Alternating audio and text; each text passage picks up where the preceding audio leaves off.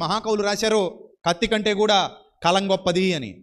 కలం ద్వారా వ్రాయబడే ప్రతి మాట మనిషి హృదయాలలో ఉన్నటువంటి అజ్ఞానాన్ని ఛేదిస్తుంది కనుక, ఆ హృదయంలో ఉన్న అజ్ఞానం ఛేదించబడితే వాడు పరిపూర్ణుడవుతాడు కనుక, కత్తితో నరకటం వల్ల సాధించలేనిది కలంతో మనం సాధించవచ్చు. అలాగే తుపాకీతోనూ లేకపోతే కత్తితోనూ లేకపోతే మరే మారణాయుధంతోనూ సాధించలేనిది మనం జ్ఞానంతోనూ ప్రేమతోనూ సాధించవచ్చు. దాని ద్వారా రాజ్యాలు గెలవచ్చు. యేసుక్రీస్తు అదే ఫాలో అయ్యారు, అహింసావాదాన్ని. మా గాంధీ మహాత్ముడు కూడా దాన్నే ఫాలో అయ్యారు, అహింసావాదాన్ని. వివేకానందుల వారు, రామకృష్ణ పరమహంస గారు కూడా ఆ అహింసావాదం యొక్క గొప్పతనాన్ని వివరించారు. తద్వారా ఏది గెలవగలరో ఏది గెలుచుకోగలరో కూడా ప్రపంచంలో చాలామంది దాన్ని ఫాలో అయ్యి చూపించారు. అందుకే నేనంటాను, యేసుక్రీస్తు చాలామందికి మార్గదర్శి, చాలామందికి మార్గదర్శి ఆ విషయంలో. ఎందుకు? బలవంతుడు ఆయన జ్ఞానం విషయంలో.